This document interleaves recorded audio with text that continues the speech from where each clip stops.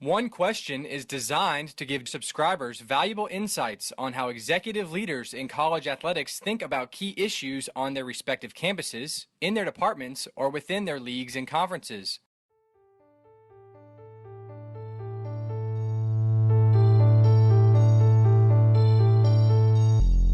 Greetings, this is Ty Brown with One Question, where we highlight executive leaders in college athletics. Let's rejoin our conversation with Eric Hyman, former Director of Athletics at VMI, Miami, Ohio, TCU, South Carolina, and Texas A&M. Right. Well, one of the things you touched on there is, and I took out this one thing because I think it's very important, especially now. You talked about situational ethics. In my time helping out Dutch Balkman and the 1A Athletic Directors Association, I always heard him, you, and a number of other people talk about how important core values are and having a purpose in what you're doing. Because, and I imagine you saw this coming in your years as an athletic director. I know Dutch saw it coming. A lot of the other people who worked in a long span of time in athletics, there was the aspect of money where money was driving a lot of decisions. And we talk about situational ethics.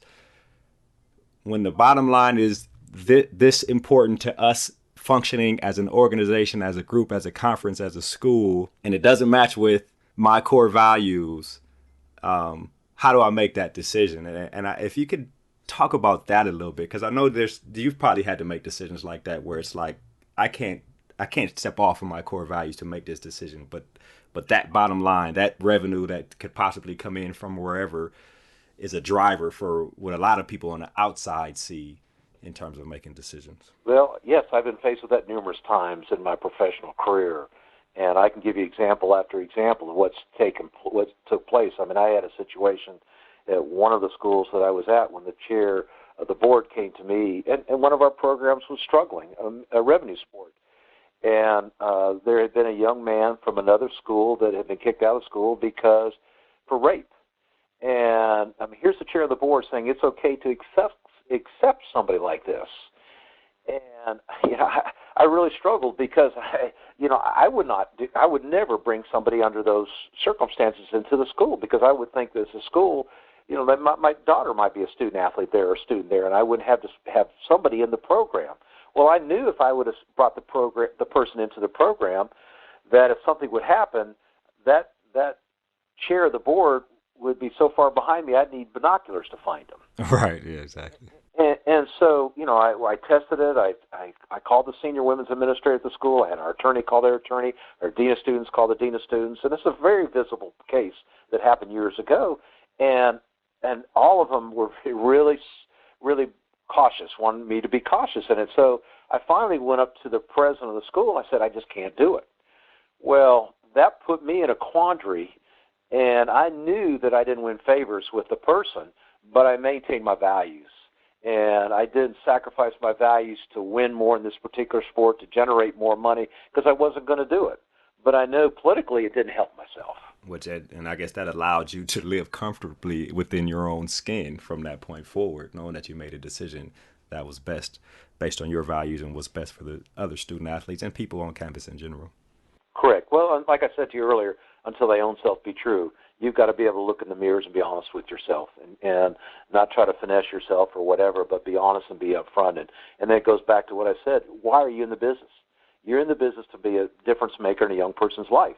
And I know, unfortunately, with the more money that's gotten involved in college athletics, unfortunately, the corruption side of it has increased because of the dollars that are involved with it. And it makes it even, for the ADs today, it makes it even more difficult to stand up for what's the right thing to do, as I had alluded to earlier. Right. And speaking about the current ADs, the people who are currently in the chair and those who will be in the chair in the near future, what you just said, the stresses of making those decisions, avoiding situational ethics, how can the current leaders ensure that what they are doing is good for them in terms of their own personal health, family success, general well-being, while dealing with all these stressful complexities of being an executive leader in this industry where money is of the utmost importance and everybody sees how much money is changing hands and those type of things? Well, that's a good question, but I'll be straight up front with you. I'm a very upfront kind of person. I'm not the best person to ask that question. Right. I've been a failure Right. in this. If people that know me in the business know that I'm not real good, so I'm going to try to answer this question as best as I can. Okay. Looking back with 2020 hindsight, I'm going to try to answer as best as I can. Which is the best way? I really think that it's you got to understand Rome wasn't built overnight, and it's taken you a while to get where you are. It's going to take you a while to get where you want to go. So I think you, as an athletic director, and again, I'm not real good to answer this. You got to take time for yourself. And the person I worked for at TCU got all the time about not taking time for myself, not working out and doing those kind of things, which I think is imperative. Looking back over, I think your family. I think spending time with your family, because when the dust settles and the smoke clears, there's not going to be other people other than your family that are around you. Right. So it's really, and what you put into your family, what you invest in your family is the dividends you get back, and you want to take the time to spend with your family. And then I think departmentalizing things, and I'm not very good at this, is you've got to be departmentalize issues, because you're almost like a frog in the athletic directors. You got to leapfrog one situation to another situation to another situation, and some could be national news and the headlines because of the visibility of it. So what you have to do is you have to be able to departmentalize, because if you won't, it'll just eat you up alive. And so I think investing in your family is critical. I think when it's all said and done, your family's going to be there for you, and a lot of these other people are going to forget who your name is. And so there are some that will remember, you'll maintain contact with them, friendship, but quite frankly, there are not a lot of them. And so I say, as a young athletic director, take time off, take a step backwards, smell the rose, appreciate people, appreciate where you are, and do the best you can do. Were any of those things that you said you were not good at, would you categorize any of those as, for lack of a better word, regrets? Like you wish you would have done a little bit more in terms of personal, a little bit more of this while I was in the chair and going through these 28 years as an athletics director? Absolutely, no question about it. And I mean, Jay Jacobs was the former athletic director at Auburn. I thought he was a lot smarter than I was. He took 3 or 4 weeks off in July. Oh, wow. I think that was really wise on his part. Well, the chancellor that I used to work for at TCU would be upset if I was gone someplace on vacation and I was on my cell phone, and if I was on my iPad. He's no emails while you're gone, no emails, no business whatsoever. He was smart. He was smart to be able to force it upon me to make me do things that way. So I would tell people is take a step backwards and take time to be able to re-energize yourself. And athletic directors, I know there's a lot of pressure, there's a lot of stress, there's a huge time commitment, but there's our time that you've got to back away. And you've got to be able to back away and get your batteries recharged and just gather yourself and get your second wind, because you don't, it's just going to wear you out.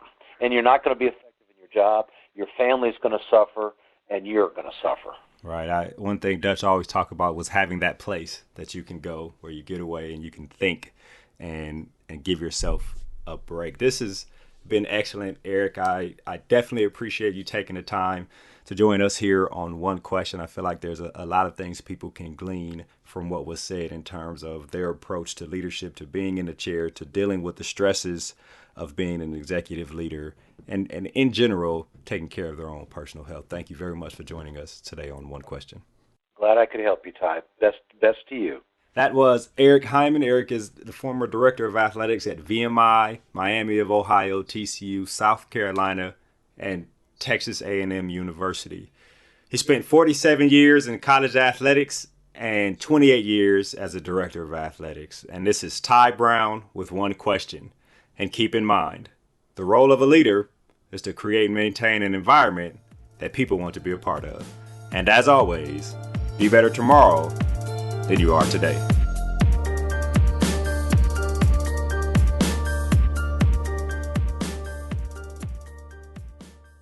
This episode of One Question is produced by Spades Media Group, solving problems using creative leadership.